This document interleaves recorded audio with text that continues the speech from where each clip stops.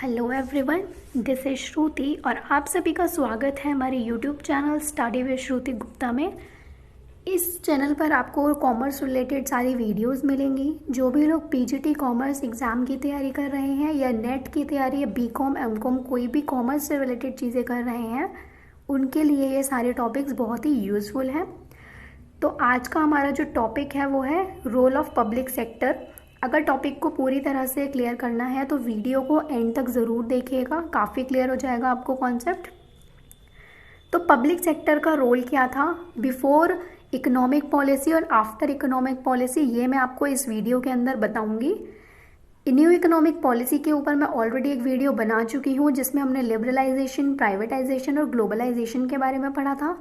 वो वीडियो का link description box में आप वहाँ पर जाकर उसे देख सकते हैं। अब उससे पहले क्या रोल था पब्लिक सेक्टर का और उसके आने के बाद क्या रोल है वो हम इस वीडियो के अंदर डिटेल में डिस्कस करेंगे। तो चलिए अपनी वीडियो को स्टार्ट करते हैं। Role of public sector. Public sector का रोल क्या था, ये है before LPG, before new economic policy. तो सबसे पहले देखिएगा first point, to build up infrastructure for other sectors of the economy and invest in key areas.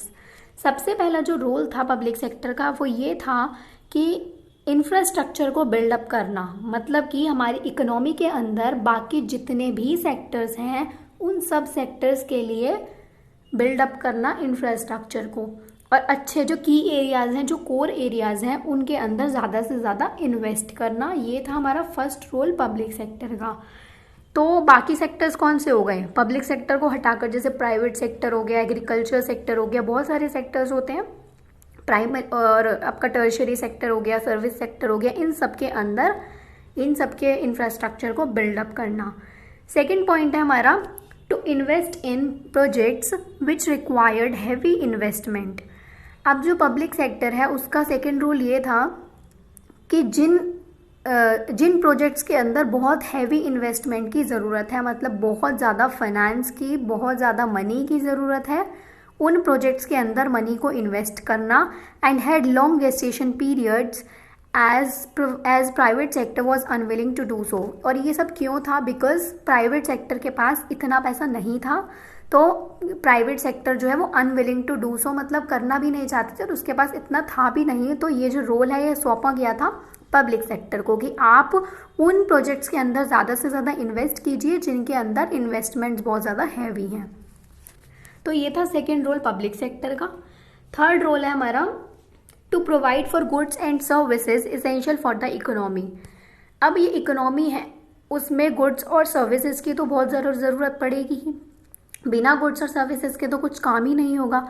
तो उन सर्विसेज को, उन गुड्स को प्रोवाइड कराने के लिए ये किसका रोल था कि कौन प्रोवाइड कराएगा, वो कराएंगे पब्लिक सेक्टर। तो पब्लिक सेक्टर को थर्ड रोल ये दिया गया था to provide for goods and services essential for the economy.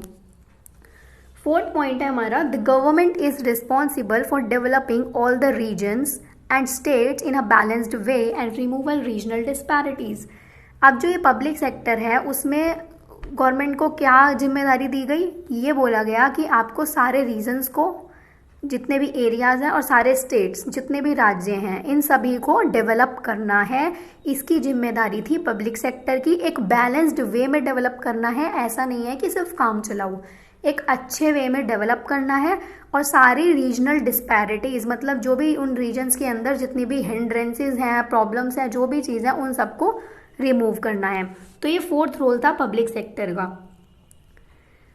उसके बाद आता है हमारा fifth role, when large scale industries are required to be set up with huge capital outlay, the public sector had to step in to take advantage of economies of scale. अब जब large scale industries हैं वो setup होनी थी तो उसमें क्या था, बहुत ज़्यादा ह्यूज कैपिटल की ज़रूरत थी, तो वो भी किसने किया, पब्लिक सेक्टर ने। तो पब्लिक सेक्टर ने वहाँ पर एक स्टेप उठाया कि लार्ज स्केल इंडस्ट्रीज़ को सेटअप करने के लिए, ताकि उनको इकोनॉमीज ऑफ स्केल, मतलब इकोनॉमी में एक बहुत अच्छी जगह, एक बहुत अच्छी एडवांटेज मिल सके। Next point is the public sector acts to check over concentration of economic power in the hands of the private sector. अब जो प्राइवेट सेक्टर के हाथ में जितनी भी इकोनॉमिक पावर थी उसके ऊपर कंट्रोल कौन रखेगा, चेक ओवर उन्हें कौन करेगा, वो करेगी पब्लिक सेक्टर। क्योंकि कई बार क्या होता है कि किसी के भी हाथ में पावर होती है तो खतरा होता है उस पावर के मिसयूज होने का। तो प्राइवेट सेक्टर के हाथ में जितनी भी इकोनॉमिक पावर थी उस सब पर जो देख रेख करनी थी वो करनी थी पब्लिक सेक्टर को, तो ये भी उसके रोल के अंदर ही आता है। 7th रोल था public sector companies help in import substitution, और इम्पोर्ट सब्सटीट्यूशन में किसने सबसे ज़्यादा हेल्प की, वो है पब्लिक सेक्टर कंपनीज ने। तो ये थे रोल हमारे जो हमारे न्यू इकोनॉमिक पॉलिसी 1991 से पहले के रोल्स थे। ये जो 7 रोल्स मैंने आपको 7 पॉइंट्स बताए हैं ये कब के हैं, न्यू इकोनॉमिक पॉलिसी के आने से पहले, मतलब 1991 से पहले क्या रोल था पब्लिक सेक्टर का, ये वो थे। अब हम देखेंगे कि जब न्यू इकोनॉमिक पॉलिसी आ गई, लिबरलाइजेशन, प्राइवेटाइजेशन, ग्लोबलाइजेशन ये सब आ गया, उसके बाद पब्लिक सेक्टर के रोल में क्या क्या चेंजेस किए गए, तो ये भी आपको पता होना चाहिए। इंपॉर्टेंट टॉपिक है कि पहले क्या रोल था और बाद में क्या रोल है, फिर इनके बीच में कंपैरिजन आपका कुछ भी पूछ सकते हैं। तो देखिएगा changing role of public sector in post 1990s, यानी कि पोस्ट 1990s, पोस्ट मतलब बाद में, यानी कि 1991 में न्यू इकोनॉमिक पॉलिसीज एम्फेसाइज की गई ऑन एलपीजी। एलपीजी मैं ऑलरेडी आपको एक वीडियो में बता चुकी हूँ, लिबरलाइजेशन, प्राइवेटाइजेशन एंड ग्लोबलाइजेशन, वहाँ पर डिटेल में वहाँ पर देख सकते हैं उस वीडियो को। ठीक है, तो वो आ गई सबसे पहली चीज़। तो उसके बाद क्या हुआ, रोल जो है वो रीडिफाइन किया गया। रोल क्या है, पब्लिक सेक्टर का रोल रीडिफाइन किया गया। रीडिफाइन का मतलब है उसके अंदर चेंजेस किए गए, कुछ अमेंडमेंट्स कर दिए गए। अब क्या क्या अमेंडमेंट्स हैं वो हम देखते हैं। The government of India has introduced 4 major reforms in the public sector in its new industrial policy in 1991. अब जब 1991 में पॉलिसी आ गई तो इंडिया की जो गवर्नमेंट है उन्होंने क्या किया, उसमें 4 मेजर रिफॉर्म्स किए। अब वो 4 मेजर रिफॉर्म्स कौन से हैं, देखिए ये बहुत इंपॉर्टेंट पॉइंट है, बिकॉज आपका कोई भी पीजीटी कॉमर्स का एग्जाम होगा तो उसमें आपको पूछ सकते हैं कि वो कौन से मतलब आपको 4 ऑप्शंस दे देंगे और पूछ लेंगे 4 मेजर रिफॉर्म्स में से कौन सा एक रिफॉर्म है या कौन सा इनमें से नहीं है, ऐसा करके कुछ भी क्वेश्चन पूछ सकते हैं। तो यहाँ पर क्या था, 4 मेजर रिफॉर्म्स किए गए थे पब्लिक सेक्टर के अंदर। कब किए गए थे, आफ्टर न्यू इकोनॉमिक पॉलिसी, यानी 1991 के बाद। तो अब क्या क्या थे वो 4, फर्स्ट है restructure and revive potentially viable PSUs, मतलब कि जो पीएसयूज मतलब पब्लिक सेक्टर अंडरटेकिंग्स जो थी उनको रीस्ट्रक्चर किया गया और रिवाइव किया गया। इसका क्या मतलब है कि जो पब्लिक सेक्टर अंडरटेकिंग्स ऐसे ही पड़ी हुई थी, मतलब जो बहुत ज़्यादा डेड वे में थी, उनको रीस्ट्रक्चर किया गया, दोबारा से बनाया गया, या और रिवाइव किया गया, मतलब दोबारा से उनकी ग्रोथ को बढ़ाया गया।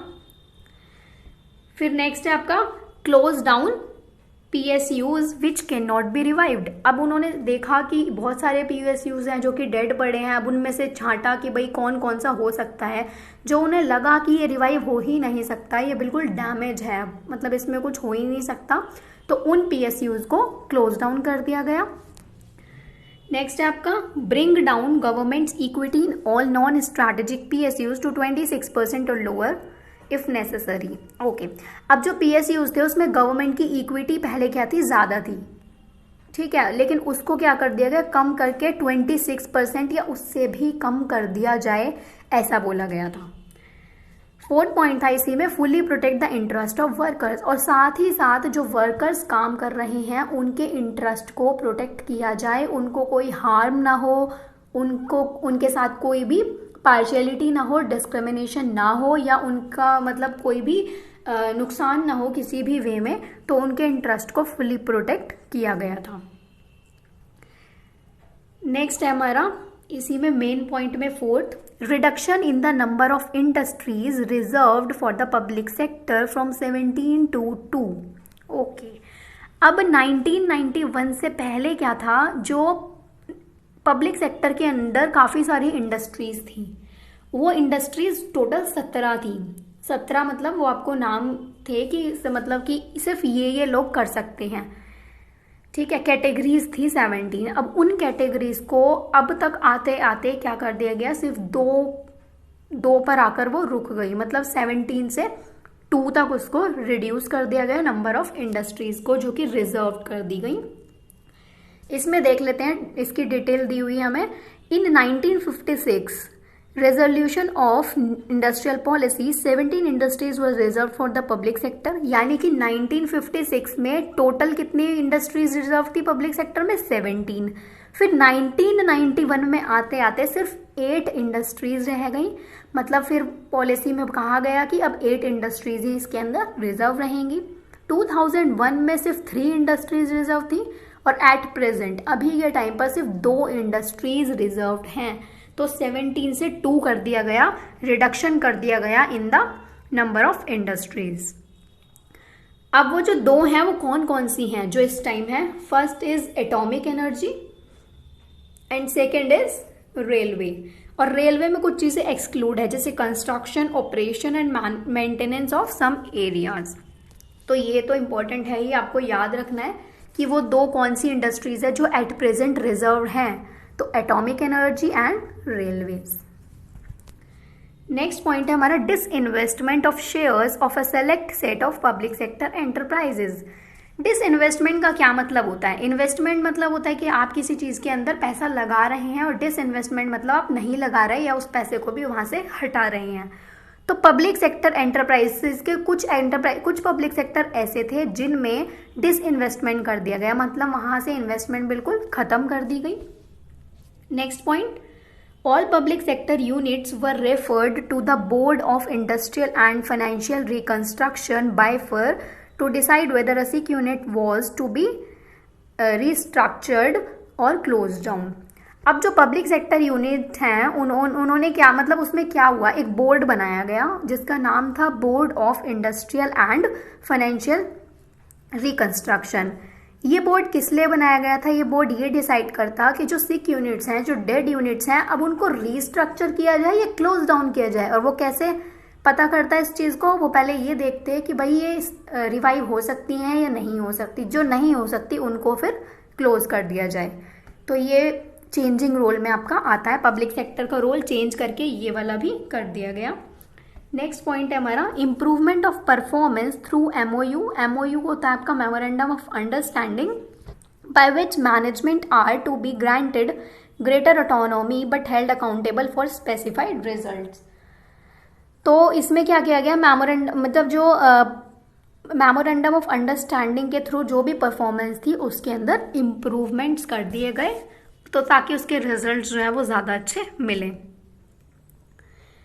Under this system, public sector units were given clear targets and operational autonomy for achieving those targets. अब ये सारे कुछ टारगेट्स थे, ठीक है। इन टारगेट्स को अचीव करने के लिए पब्लिक सेक्टर ने क्या किया?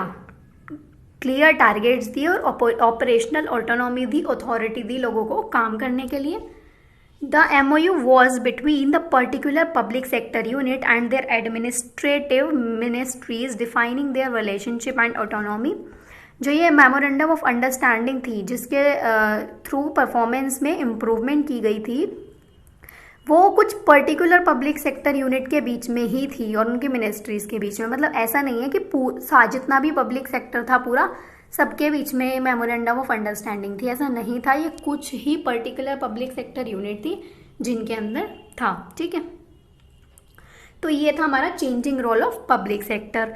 तो आज की जो वीडियो इसमें हमने ये देखा कि न्यू इकोनॉमिक पॉलिसी आने से पहले क्या रोल था पब्लिक सेक्टर का और उसके आने के बाद क्या रोल हुआ है, ठीक है।